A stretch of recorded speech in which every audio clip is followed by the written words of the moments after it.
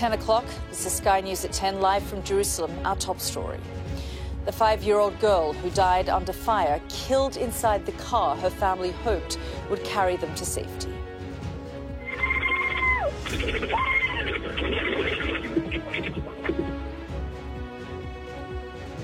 Israel's military denied it was in the area where Hind Rajab was killed, but we've got evidence questioning that tonight. Just one example of the alleged targeting of civilians.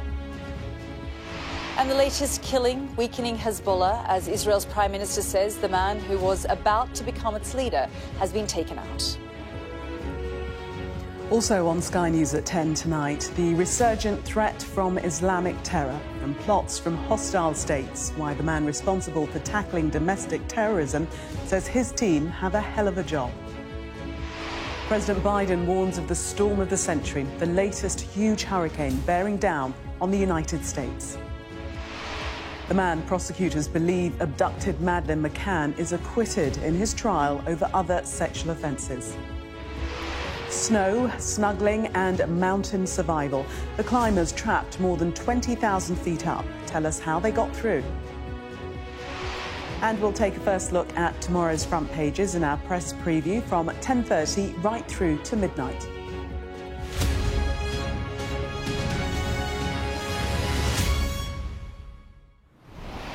Good evening from Jerusalem. Benjamin Netanyahu claimed tonight that Israel has struck more blows against the leadership of Hezbollah, killing the replacement of former leader Hassan Nasrallah and his replacement too. It is another death, though, that we will focus on tonight, the killing of a 5-year-old girl in Gaza earlier this year. Hind Rajab is just one example of what critics allege is the Israeli military's targeting of civilians in its conflict inside Gaza. Well, in its current manoeuvres, Israel says it is expanding its ground operation in Lebanon. These are the most recent airstrikes recorded over the country. It is in this way that Israel says it has killed Hashem Safieddine, the likely successor to the leadership of Hezbollah, the group prescribed as terrorist by countries including the UK. The IDF has also said it's expanding ground operations in southwest Lebanon, telling residents to stay off southern beaches and fishermen off the sea south of the Awali River. In response, Hezbollah fired rockets at Haifa today in the heaviest attack yet on the northern Israeli port city. In Gaza, dozens were killed over the weekend when strikes hit central and northern areas of the Strip.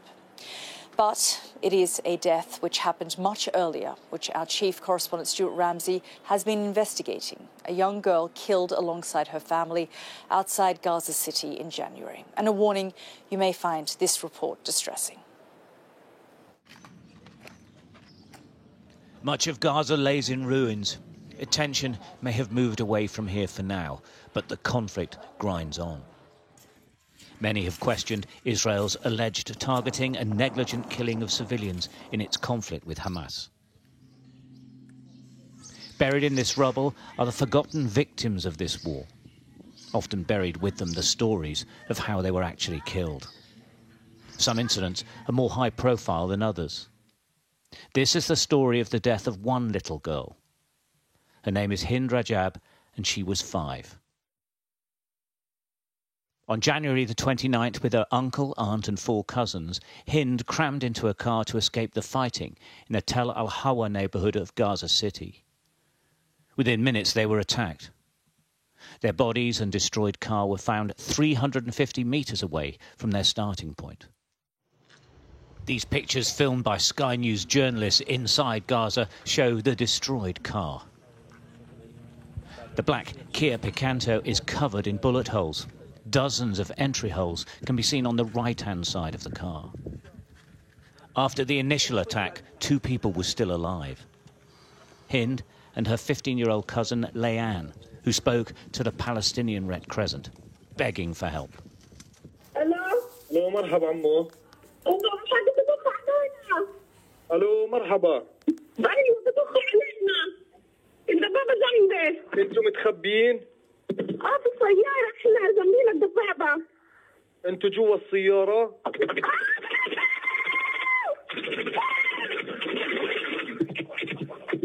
الو الو. With the phone line dead, the Red Crescent rang back. Hind answered. She was now alone in the car. The other family members all killed. 4 children and 2 adults. Over 3 hours, in multiple calls, the dispatcher stayed in touch with Hind, trying to comfort her, scared and alone. أجي أخذك؟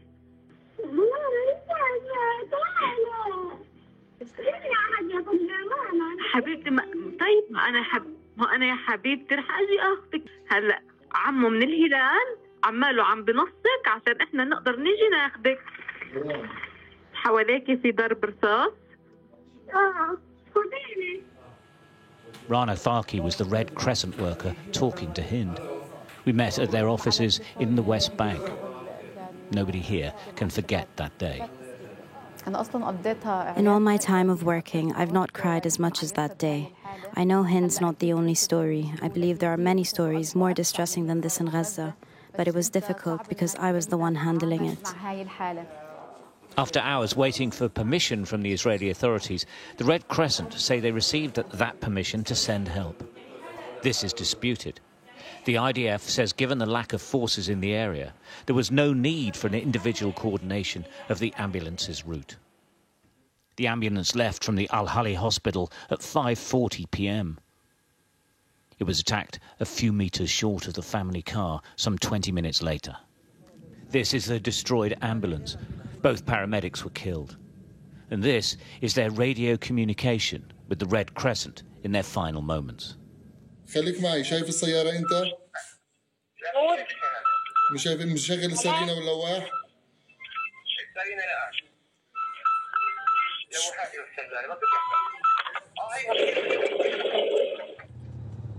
Hind was left to die without help. Weapons experts told Sky News that damage shows the ambulance was hit with a large caliber weapon, with the projectile's exit hole visible at the back of the vehicle. Any area it is announced as a military zone, we are completely denied access to it. So that's why we have to seek coordination. Without coordination to ensure safety of our teams, we could not send an ambulance. Sky News has examined satellite imagery taken on the day of the attack. It shows at least 15 military vehicles in the Tel Al-Hawa neighbourhood, where the family's car was found. The closest military vehicle is just 300 metres away. This satellite image was taken at 4:31 p.m, just over an hour before the Red Crescent say they received approval to send an ambulance. Satellite imagery taken in the days following the attack show how a heavy military presence remained. At least 13 military vehicles on this day. A day later, at least 9 military vehicles are seen in the area near the Islamic University in Gaza City. The Israeli army said it was not in the area on the day of the incident. But their presence in the area was made public by them. 12 days after the attack, the IDF published a press release. It said over the last 2 weeks they conducted raids on terror targets with forces operating in Shati and Tel Al-Hawa neighbourhoods in Gaza. The press release was later deleted from the IDF website. It's not clear why. Sky News has asked the IDF for comment. Further down the press release, the IDF embedded videos showing their movements in the area.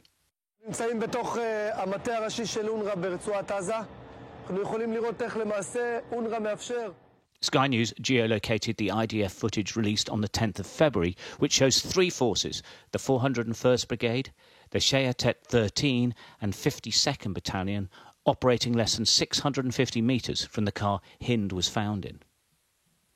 While it's not clear exactly what date the footage in the release was filmed, the IDF's presence in the area is undeniable. In response to this report, the IDF told Sky News it appears its forces were not present near the vehicle or within the firing range of the described vehicle, and that the incident has been passed on to a separate investigative body. Hind's mother wasn't in the car. There wasn't room. She escaped with Hind's little brother on foot. She wants someone to explain why her daughter was killed. أنا بطالب في كل العالم يقفوا I am calling on the whole world to stand with us in the case of Hind, so those who committed this brutal crime are held accountable. I need justice for my daughter. The Gaza war is in many ways unique as it's happening in a closed space with no escape and no independent investigation on the ground about what is happening. What has happened and what secrets lie beneath the rubble may never be known. Stuart Ramsey, Sky News. Well, tonight, the IDF again denied involvement in the shooting of Hind Rajab. Earlier, I spoke to a spokesman for the Israel Defense Forces, Peter Lerner, and asked him about the allegations in Stuart Ramsey's report. Have a listen. We did not find that on that day there were forces in that area, that there was any ability to conduct this alleged attack against the vehicle. It doesn't mean that there weren't gunmen around. It doesn't mean that there wasn't an exchange of fire. It doesn't mean that this vehicle perhaps wasn't caught in the crossfire between forces. But from what we understand now, and from the IDF investigation, no, there were no forces, and this is whatever it is. It's a tragedy for the family and for the outcome. Peter Lerner there. Well, we heard earlier that Israel's Prime Minister claimed that the replacement to Hezbollah's leader, Hassan Nasrallah, has been killed. The organization's acting leader, though, was defiant, saying in a rare video message that more Israelis would be forced from their homes. Our security and defense editor, Deborah Haynes, reports from northern Israel. Israel making a mark inside southern Lebanon. Soldiers appear to raise their flag in a border village. The military claims to have taken control of what they call a Hezbollah compound here. A soldier says this was a launcher armed with mortar rounds and other munitions aimed towards Israel. Commanders are widening a ground offensive across the border inside Lebanon. The Prime Minister urged the Lebanese people to stand with Israel against Hezbollah, even though Israeli warplanes have brought such terror to their homes. Israel has a right to defend itself. Israel also has a right to win, and Israel will win. We've degraded Hezbollah's capabilities. We took out thousands of terrorists, including Nasrallah himself, and Nasrallah's replacement, and the replacement of his replacement. One of the people he appears to be referring to is Hashem Safiuddin, who's not been heard from publicly since an airstrike last week. Yet, if a goal of Israel's mission is to stop Hezbollah from firing rockets into this country, then the threat has only grown. The northern city of Haifa, one of many to be targeted. Damage like this is why tens of thousands of Israelis have fled their homes in the past year. Hezbollah's acting leader vowing to stop them from ever returning. Netanyahu says he wants to return the settlers to their homes in the north. We say to him that the number of displaced people will more than double.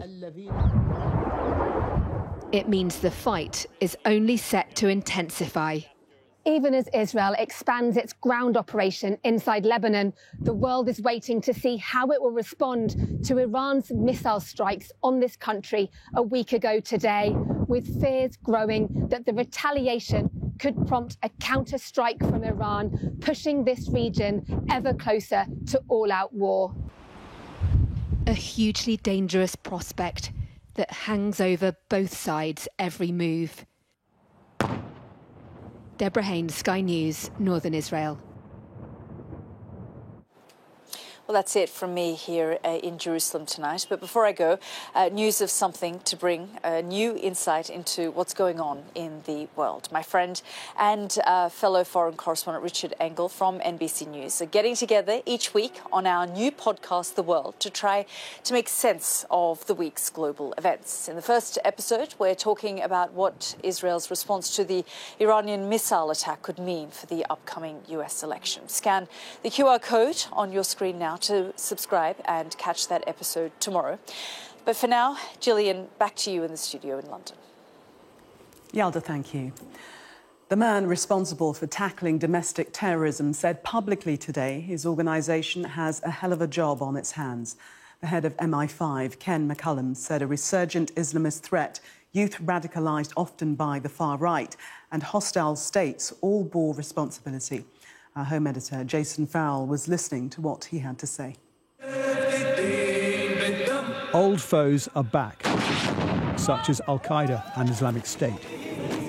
States such as Russia and Iran are plotting against us.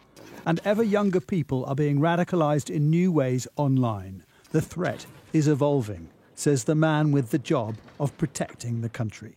It'll be clear to you that MI5 has one hell of a job on its hands. The first 20 years of my career here were crammed full of terrorist threats. We now face those alongside state-backed sabotage and assassination plots against the backdrop of a major European land war. Since the war in Ukraine, 750 Russian diplomats, many of them spies, have been expelled from European countries. But Russia is using other means to disrupt Britain. The GRU in particular is on a sustained mission to generate mayhem on British and European streets. We've seen arson, sabotage and more. Iran is another malicious state actor. The foiling of a plot against journalists working for Iran International in London was just one of many. We've seen plot after plot here in the UK at an unprecedented pace and scale.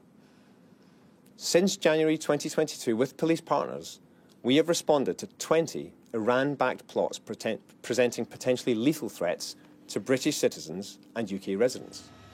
He said that both Russia and Iran were sometimes using criminals to do their dirty work and warned the intelligence services would come after them.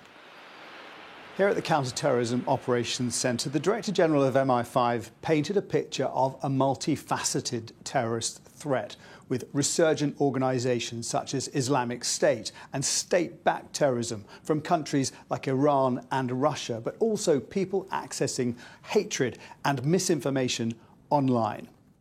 MI5 finds that teenagers, often radicalised online, make up an increasing proportion of their terror suspects, particularly among the extreme right. Examples include Mason Reynolds, who planned to attack a synagogue in Brighton, and Daniel Harris, whose videos were linked to 2 mass shootings in the US. Tragically, as of today, of the people that we are currently investigating for involvement in UK terrorism, 13%, so about 1 in 8, are under the age of 18. As for the conflict in the Middle East, it has not yet translated to large-scale terrorism here, but it certainly adds to what MI5's boss calls the most complex, interconnected threat environment we've ever seen. Jason Farrell, Sky News.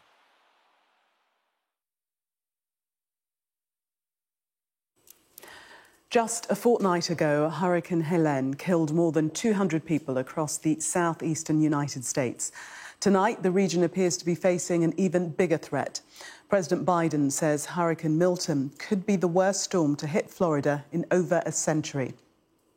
Well, the hurricane has passed over Mexico's Yucatan Peninsula, where more than 1 million people have been ordered to evacuate. It's expected to have winds of up to 180 miles per hour when it hits the shores in the Tampa Bay area on Florida's west coast tomorrow. It's due to make landfall as a Category 4 storm, just days after Hurricane Helene caused widespread devastation across several states, including Florida. Our US correspondent James Matthews is in Tierra Verde in Tampa and sent this report. From a distance, it's quite the picture. This is the image of Hurricane Milton from space. It is out there, and it's coming here. In Florida, they know hurricanes, but they haven't known one like this in a while. Hurricane Milton threatens to be one of the strongest ever to hit the Panhandle state. Only 5 Atlantic hurricanes have ever been stronger. Mass evacuations are underway from land in its path.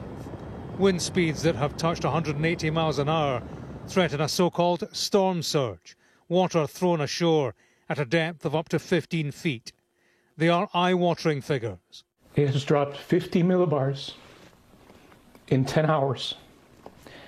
I apologize. This is just... Literally in the case of one weather presenter who was brought to tears.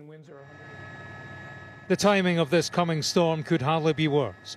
It's the Category 5, 2 weeks after the Category 4, Hurricane Helene, that claimed the lives of more than 230 people. Milton is heading towards parts of Florida that Helene has already hit. The double hit carries an added danger. This is debris left in the wake of Hurricane Helene. The worry is that when Milton makes landfall, the winds will turn the likes of this into projectiles, causing danger to life and blocking roads for emergency crew. And then there are the politics. Donald Trump is driving claims that disaster funds are being spent on immigrants. It's firmly rejected by relief coordinators and President Biden. He's cancelled a planned trip this week to Germany and Angola. If you're under evacuation orders, you should evacuate now. You should have already evacuated. It's a matter of life and death, and that's not hyperbole. It's a matter of life and death.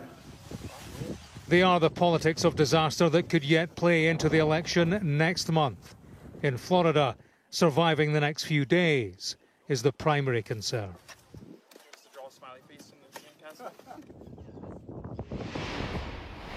And James joins me now from Florida. James, what sort of preparations have people made, or have they simply left now? Both, Gillian. We were on a plane to Tampa last night. I was surprised how full that plane was, with people coming to sort their properties, to put up boarding and so on, and then evacuate. Equally, there were people waiting to get on that plane to get out of town who were in evacuation areas. And the start warning, you heard it from the president, and we've heard it throughout the day from various public officials. If you are in an evacuation zone and you remain, you are going to die, in the words of the local mayor. I was speaking about that storm surge in my report, Gillian. Could be up to 15 feet because of these winds touching 180 miles an hour. To give you an idea of what that looks like, we are on the shore of Tampa Bay, in amongst the palm trees. Take a look at that palm tree. At the top of that trunk where the branches start, that's 15 feet. So that's what could be thrown ashore on the coastline and, of course, be carried further inland. That was a problem with Hurricane Helene. That caused fatalities. There is real concern that there will be a repeat and more, given the increased strength of Hurricane Milton. Indeed, very worrying. James, thank you. The former Home and Foreign Secretary, James Cleverly, is unexpectedly leading the Conservative leadership contest tonight. He won 39 votes from fellow MPs in the latest round of voting, ahead of his right-wing rivals, Kemi Badenoch and Robert Jenrick. The former Security Minister, Tom Tugendhat, was eliminated. Well, let's speak now to our Deputy Political Editor, Sam Coates. And Sam, we knew James Cleverly had impressed at the Conservative Party's conference last week, but this performance, is this a shock? I mean, bluntly, yes. James Cleverly, the Shadow Home Secretary, has leapfrogged his rivals into top place amongst the MPs in the latest round of voting, thereby almost guaranteeing himself a slot in the final two, who will face the 170,000 Tory members who get to vote towards the end of this month. Now, really, it seems what's happened is that a moderate pitch and an appeal to try and make the Conservative Party feel a bit better about itself after the July election defeat has garnered some success. But the big unknown, the big uncertainty is who he will face in that final round. And amongst Kemi Badenoch and Robert Jenrick, there was just one vote in it. Everything to play for, and that's the lobbying that's going on in the bars and the terraces of the House of Commons behind me right now. Kemi Badenoch, well, she appears to be pitching to the right of the party, even though most of the pool of available votes, people who supported Tom Tugendhat, who was eliminated today, would tend to be from the One Nation, the centrist wing. By contrast, Robert Jenrick, well, he's battling the fact that he actually went backwards and underperformed compared to expectations set by his campaign team even this morning. But the polling suggests that amongst Tory members, it's all very tight. So even there might be one front runner, there is no certainty about who is going to win this contest, even tonight. OK, Sam, thank you very much. Thank you. And a reminder, you can see the results of the next round of voting in the Tory leadership race when the remaining candidates are whittled down to the final two at 3:30 p.m. tomorrow afternoon, right here on Sky News. The convicted sex offender Christian B was acquitted of 4 counts of rape and sexual abuse today in a German court. His lawyer said the ruling should be a message to prosecutors who suspect him of abducting Madeleine McCann. But they told us today they still believe he was responsible, as our crime correspondent Martin Brunt reports from northern Germany. The court was packed for the verdict. Christian B, as usual, difficult to tell how he was feeling. All eyes were on the judge. The evidence we had, she ruled, was not enough to convict the defendant. We were dealing with unreliable witnesses, some of whom deliberately lied to the court. Christian B, said the judge, had been stylised by the media as a sex monster and child murderer, and that had influenced witness statements. The alleged crimes were said to have been committed along Portugal's Algarve coast. The judge threw them all out, 3 rapes and the sex abuse of 2 schoolgirls. None of them far from the resort where Madeleine McCann vanished. Christian B is still the suspect for Madeleine's disappearance. That hasn't changed. In the past, you've said you believe Christian B abducted Madeleine. Is that still your view? Yes, it's still my opinion. And you've also said you believe Madeleine is dead. We have evidence for both. The defence team celebrated their victory, but were prepared for another courtroom battle. Do you think the prosecutor will charge Christian B for Madeleine's abduction and murder? Kann ich tatsächlich überhaupt keine Prognose abgeben? I don't know what's going to happen. It would be another very lousy investigation with no substance. Christian B will have to stay in jail to finish a sentence he's serving for rape. But it's likely he'll be freed within a year unless the prosecutor can find enough evidence to charge him with the abduction and murder of Madeleine McCann. If he's not charged, Christian B will be a free man, but with a criminal history of rape, child sex abuse, drug trafficking, theft and fraud. I think the public, wherever he's going to be, need to be reassured, no matter what happens in the Madeleine McCann case, that he's going to be managed and the threat that someone with that type of background represents properly mitigated. The prosecution is planning to appeal the acquittal. Martin Brunt, Sky News in Braunschweig, Germany. The UK's population rose at its fastest level since the post-war baby boom, in the latest figures released today. That's despite the fact that more people died than were born. The answer to what might appear a contradiction is, of course, immigration at record levels, as our data and economics editor Ed Conway explains. We've just had some extraordinary population figures that have come through. Some of it might be unsurprising, but some of it, I think, is pretty shocking.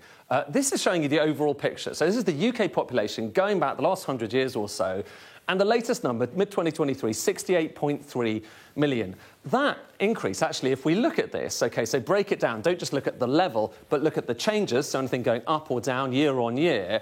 This particular bar here, that is the single biggest increase that we've seen, just under 1%. The single biggest increase in the population that we've seen going all the way back to 1948. OK, so a massive year in terms of the increase in the population. Why did it increase? Well, let's drill down. OK, so what we'll look at is, here's the bar for 2022. We'll take this over here and explain why it is, what contributed to it going up. OK, so 2022, 67.6 million. Usually, one of the main things pushing up the population is what's happening with domestic births and deaths, OK? So you've got domestic births, that was 664,000, so that pushed it up. But here's what's pretty much unprecedented. The number of deaths in the UK over that period was actually higher, so 680,000. And so just look at that bar. It is below where it was last year, if you're just looking at the UK, the natural population. It's the first time we've seen that in a serious sense, basically ever, going back through recorded history. And the main thing that, in the end, pushed this bar up, so it got to that record level, was net migration. So, we knew that net migration was really high in 2023. I guess what we didn't know is that is the entirety of the explanation for a massive increase in the population. It's seismic stuff here. And when it comes to that domestic story about births minus deaths, that is really the new news we're learning about here. This is going back all the way over the past century and a bit, showing you births each year and deaths each year. And look at this white line, down into negative territory. So that is the natural population falling at the fastest rate in modern history. A big moment for the UK. And they say demographics is destiny. Well, we're learning a lot more about the UK population here. Finally, they survived, they told us, by snuggling to keep warm. 2 climbers stranded without shelter for 3 days on a high Himalayan mountain. Faye Manners from the UK and her climbing partner, Michelle Dvorak, were stuck when they lost their equipment in a rockfall. Matthew Thompson reports. Lost a mitten. It began as the climb of a lifetime. Smiling faces, breathtaking scenery, and a daunting cliff face. I think this rock spur is way too big right now. Too big for us. Yeah. British climber Faye Manners and her American companion Michelle Dvorak were attempting to climb Chowkamba Mountain in the Indian Himalayas. The mountain has 4 peaks. The one they were attempting to climb is just under 7,000 metres high. The climbers had made it to 6,400 metres, about 5 times the height of Ben Nevis, when disaster struck. Unfortunately, yeah, there was some loose rock on the mountain, which dislodged and, to our detriment, had cut the rope that all of our equipment was on. We got quite far up the mountain, so the bag flew quite a long way. Stranded in the freezing cold, the woman sent a distress signal to their base camp. Without any food or shelter, they settled down to wait and hope. We didn't have tent or stove or much food really at all, so we ended up doing a lot of what you can see there. Snuggling to stay warm, and when it was very snowy, it did become a little bit scary with how cold and wet it was. Bad weather meant rescue helicopters couldn't find the pair as they spent 2 days clinging to the rock face and to life itself. Unfortunately, around 11 a.m. or 12 p.m. during the day, these clouds would come and fog. It would engulf us. Saviors! Eventually, a group of French climbers helped the woman descend to a place that they could be rescued, and they were airlifted to safety. Incredibly, just days after their dice with death, they're already thinking about going back. Matthew Thompson, Sky News. Well, that was Sky News at 10. Coming up, we'll take a first look at tomorrow's newspapers in the press preview. Tonight, we're joined by broadcaster and commentator Ali Miraj and the chief leader writer at The Observer, Sonia Soda. Amongst the stories, we'll be discussing this on the front of the Financial Times. Its headline, Kremlin spy set on sowing mayhem in Britain's streets, MI5 chief warns. We'll be right back. Stay with us.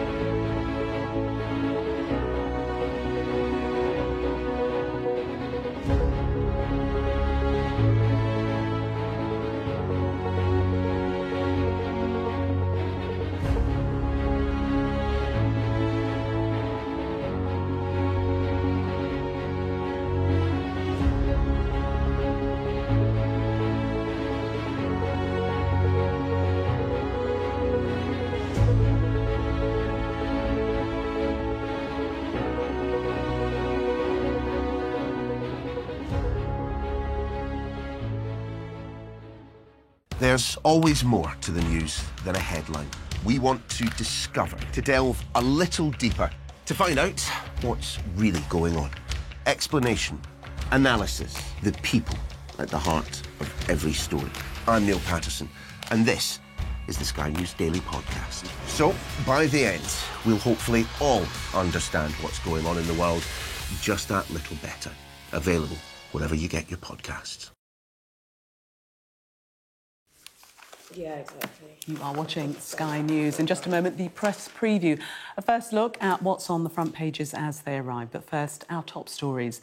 The mother of a 5-year-old Palestinian girl, Hind Rajab, has told Sky News she wants justice for her daughter, who's alleged to have been killed by Israeli forces in Gaza, claims denied by Israel. The head of MI5 has warned of mayhem on the streets of the UK because of Russian interference and growing numbers of children investigated for terrorism. Much of the west coast of Florida is under threat from Hurricane Milton, which is threatening major population centres.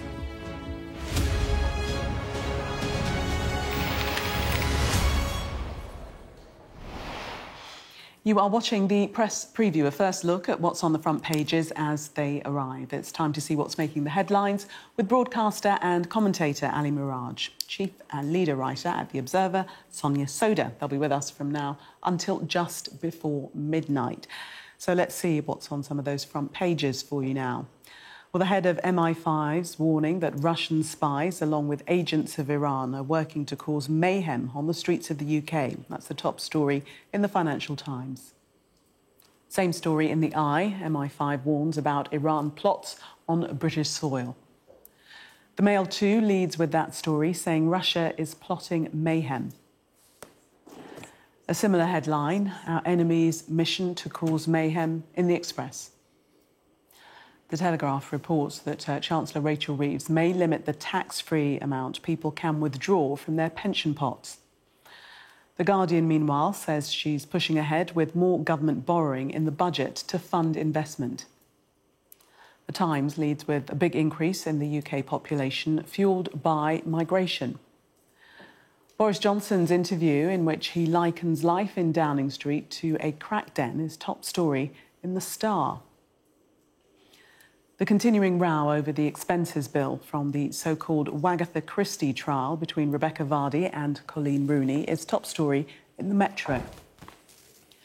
And a reminder that by scanning the QR code you'll see on screen during the programme, you can check out the front pages of tomorrow's newspapers while you watch us. And we are joined by Sonia Soda and Ali Miraj. Welcome to you both. Let's start with the Eye and this warning from MI5 chief Ken McCullum that the Iranian plots on British soil are escalating, and they've foiled several. This is a speech that he made today, Ali. Well, yes, there are two sorts of sources of threats at the moment that Ken McCullum, the head of MI5, has been very open about. One is the potential source of threats from Iran, 20 foiled already. That could get worse as the situation in the Middle East escalates. But also pointing to the fact that the GRU, the Russian Secret Service, could play havoc on the streets already. A number of plots already foiled there as well, which is a serious concern. And overall, we're seeing that there's been an increase in plots that have been foiled by 48% increase year on year, which is huge. Now, is any of this a great surprise? Not really.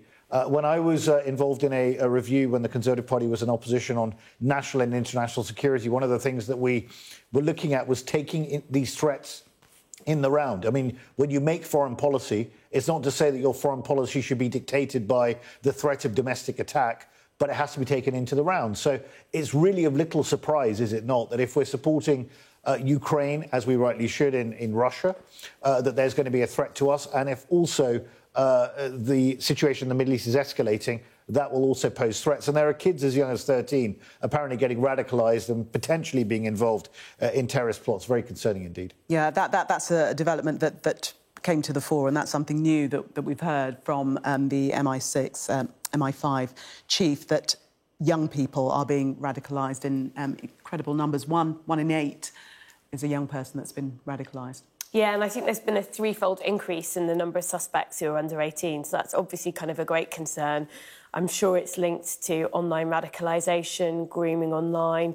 We know that there have been long-standing issues with that when it comes to far-right terrorism, when it comes to Islamist terrorism. So I'm sure it will be a factor of all that, a factor to do with that. You know, it is in some ways you would expect the chief of MI5 to be setting this out, because it's also part of a sort of pointing out to the government that MI5 is quite thinly resourced at the moment and they need more funding. Right. But it certainly is very well backed up with statistics, I think. And, you know, coming on to our next story, the budget, I think it shows just how many demands on spending there's going to be. Mm-hmm. Before we get to that, the Mail also on Russia plotting mayhem in Britain, mayhem on the streets. Same story, Ali. Yeah, it's the same story, and it does talk about the minors now, people as young as 13 being poisoned by online extremism. Now, there has been a lot of talk about the PREVENT strategy not working. And the question I always have for people who say that it's not working and it's targeting certain communities is, well, that's all fine. What do you want to put in its place? I mean, the thing is that PREVENT strategy was initially put in place to prevent Islamist radicalisation taking place, where people are being inculcated with radical ideas and then going and blowing us up on the tube. That's what it was meant to be. Now, at the moment, according to Ken McCullum, the head of MI5, 75% of all the investigations going on and all the plots being foiled are Islamist-inspired attacks, potentially, and 25% to far-right extremism. You've also got the other issue that Sonia's talking about resource allocation. And it's very interesting that it's also mentioned in the FT here that he says very, very starkly, when the UK is playing a leading role in supporting Ukraine, it means we loom large in the fevered imagination of Putin's regime. I mean, it's very, very stark language from the MI5 chief that some years ago we'd have probably never even heard the name of. I mean, they're coming out so openly and telling us the threats facing us. And I just think we need to understand what's at stake here, and we need to understand the risk to our country, and we all need to be signed up to it. I mean, that's why he's basically telling us, presumably, to be more vigilant. Mm.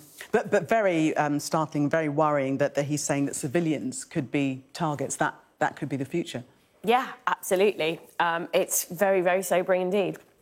Let's have a look at the Telegraph. The Chancellor looking at cuts to pensions withdrawals. Ali, take us into this. Yeah, I mean, look, we know that the budget's coming up. Rachel Reeves has got a hell of a job to balance all the particular parties who want her to do different things. She's trying to find money. There's 2.7 trillion of public debt. There's 100% debt to GDP. She needs cash, and there's not much of it. She's potentially looking at the pension-free lump sum that you can take when you're 55 years old. One of my colleagues yesterday was talking about how he was delaying his holiday to get his pension because he's turning 55 and he wants that. 25% can be taken tax-free. What they're saying is it was over 260,000 you could get if you had a big enough pension pot. Now that's going to be potentially reduced to 100,000. The IFS is behind this. They're saying it makes a lot of sense.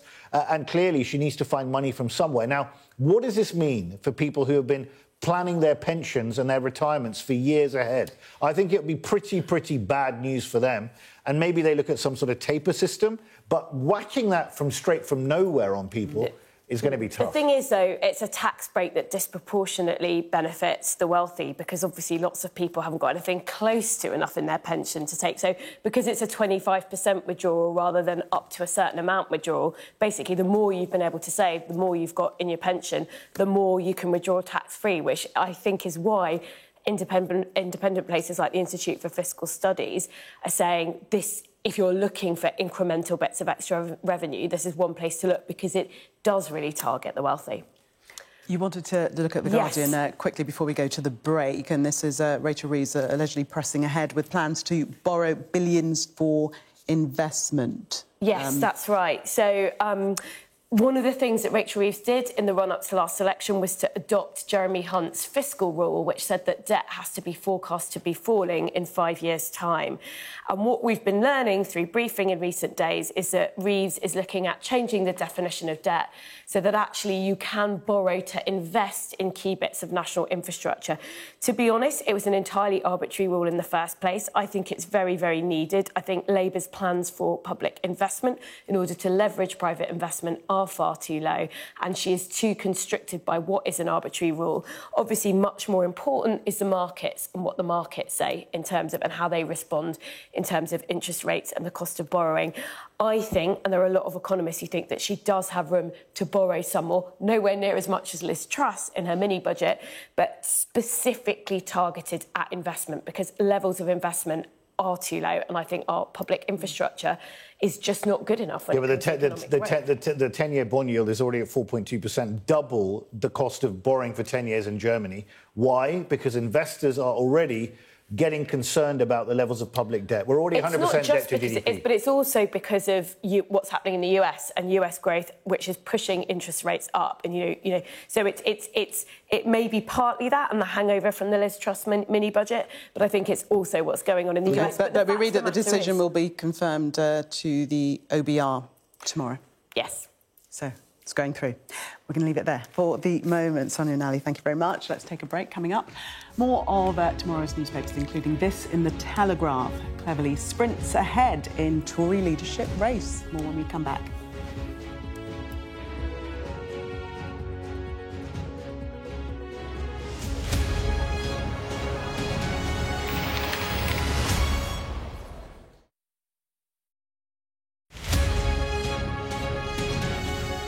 Hello and welcome to Politics at Jack and Sam's Daily, the podcast equivalent of a Pro Plus caffeine tablet that tells you everything about what you need to know in the day ahead in British politics in under 20 minutes. My name is Jack Blanchard of Politico. With me in the Zoom call is Sam Coates of Sky News. The front runner among the members, Kelly Badenoch, did much worse than I was expecting.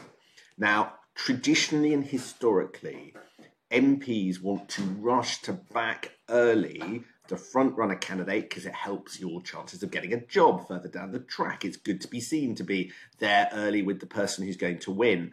And the fact that even though she was topping a lot of the surveys, that she didn't get more than 6 votes behind Robert Jenrick is very ominous for her campaign. This issue had sort of bubbled away a bit last week. It was always going to come back this week because of the vote, but it was rather blown up again on Thursday due to a very prominent Labour Party commentator wading in on it and saying that Rachel Reeves might need an escape route. Now, that person was Ed Balls, who used possibly one of the most prominent Labour figures to speak about Treasury matters. Oh, my God. What happened? Sorry, I've got... my cat is fighting another cat through the window. I'm going to have to stop it. There's a cat fight.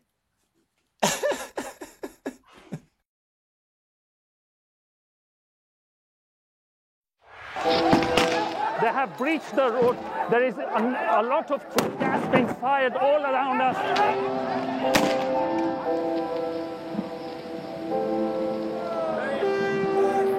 It is an absolute carnival kind of atmosphere out here for Prime Minister Modi's decisive victory. These students are defying the prohibitory order, and now they're going to be arrested. We aim to be the best and most trusted place for news. The roads have been inundated. The only way out is to get people by boat. This on any given day would have been bustling with people, but today it's absolutely deserted. I'm Neville Lazarus, and I'm Sky's reporter based in Delhi.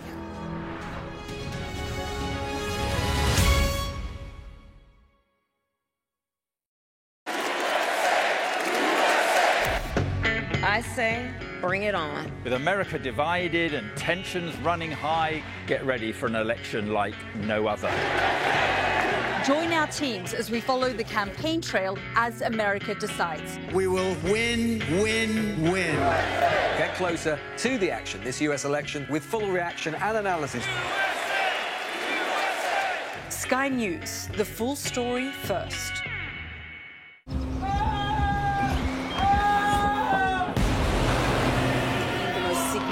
Day of this conflict. They keep telling us that they want aid. And this is what's left of it. Dense heavy vehicle. Why only in America? People want their country to work. You want a job in a normal life. Why are these homes empty? I want you to be honest with people. That has happened within minutes. Sky News, the full story first. Free wherever you get your news. Welcome back. You are watching the press preview. Still with me, broadcaster and commentator Ali Muraj and the chief leader writer at The Observer, Sonia Soda. Let's take a look at The Guardian, first of all, also in other papers, and the Conservative leadership race.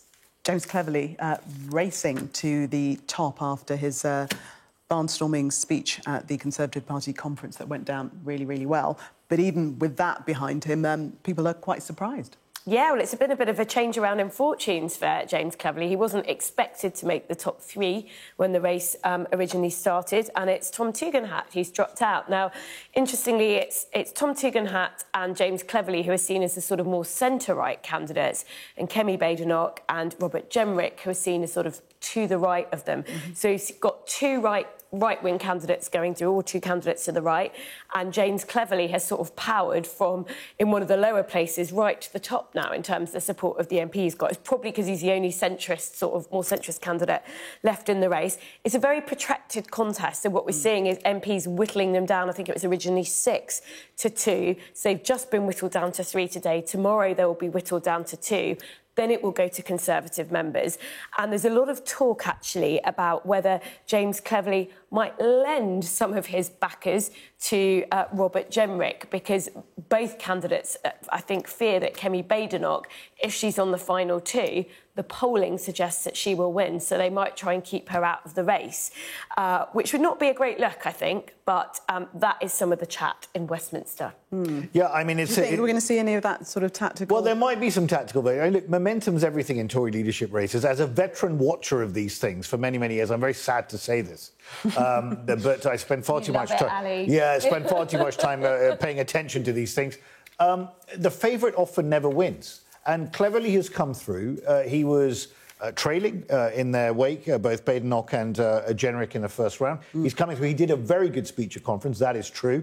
He actually stood behind a podium rather than doing a David Cameron lookalike impression, trying to walk around the stage, which is so 2005 now, you know. I mean, that's like, you know, we really don't need that. Harsh. A bit harsh. But the interesting thing here is what happens now, who makes it to the final 2? Because you could have a situation yet again where if it is Cleverly that gets through with Jenrick, that either the membership feels robbed, or if Badenoch gets through and Cleverly gets through in the final 2, the members are more likely to vote for Badenoch. And we know what happens when the MPs favour one candidate and the membership favours another. You end up with Ian Duncan-Smith or Liz Truss, both utter disasters. Jeremy Corbyn on the left. Well, I was going to say, actually, Corbyn. Remember how that worked out? Oh, we should have an open contest. We should allow him in. It ended in disaster. So, look, let's see. They might lend some votes to Jenrick to get him in the final 2 and keep Badenoch out. But I think the momentum's with Cleverly at the moment. And if the Tory party takes one message, it should realise that it's going to win from the centre ground. If it tries to be reform light and do a reform impression, it's going to fail. Are you going to call it, either of you two? I think if Kemi Badenoch's on the last 2, she may win. I think it's harder to call between James Cleverly and Robert Jenrick, actually. She made some gaffes, didn't she, at the conference? Yeah. On maternity pay, so that was my sort of polite way of evading the question. Are you going to evade it? I think Cleverly's got momentum. Let's see. Yeah. OK, we shall see, indeed, tomorrow, 3:30. We've just got time to talk about this story in The Times and record migration surged to 68.2 million, and this is despite deaths outnumbering births, and that's because of migration. That's right. So, record rise. I think it's a rise of around 1% year on year. And the predictions are, I think the population will get to 70 million within 2 years. Now, this is being used by a lot of people in immigration to say, well, this shows that immigration is out of control and we need a cap. And it's true that immigration levels are very high, but we do have a very difficult population crunch facing us as a country, which is that birth rates are falling, deaths are outnumbering births, we've got an ageing population. And the way we are headed, if we don't have migration and more working-age people coming to the UK, is the way of Japan, where you've got an ageing population, you've got a growing number of older people with a smaller proportion of working-age people to pay taxes to support the NHS and social care services that, you know, quite fairly they disproportionately use. So that is really tough because it means on working age people, you know, young people have got a really tough deal in this country, high tuition fees, housing crisis, things are not looking good. And if they've got an ageing population, they're going to end up paying more and more tax to keep the same level of public services. So personally, I think, either we need birth rates to go up or we do need immigration in order to sort of right that kind of ageing population. But there are plenty of people who have a problem with that. We've only got about 20 seconds, but certainly immigration is something that we need or not? Well, we do need immigration, but the way it's been handled is an utter disgrace. The public have sent a message. They voted for Brexit. They've given 4 million votes for reform. If this continues, I really do fear where it's going to end up. People are fed up of this. It needs to be reduced. Ali and Sonia, thank you very much. Much more at the top of the hour. We've got your Sunday mornings covered.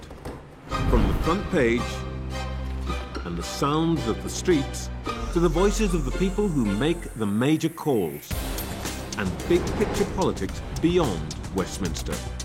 We'll put you at the heart of our story. A new start to Sunday. I'm ready. Are you? Join me, Trevor Phillips, Sunday mornings on Sky News. There's always more to the news than a headline. We want to discover, to delve a little deeper, to find out what's really going on. Explanation, analysis, the people at the heart of every story. I'm Neil Patterson, and this is the Sky News Daily Podcast. So, by the end, we'll hopefully all understand what's going on in the world just that little better.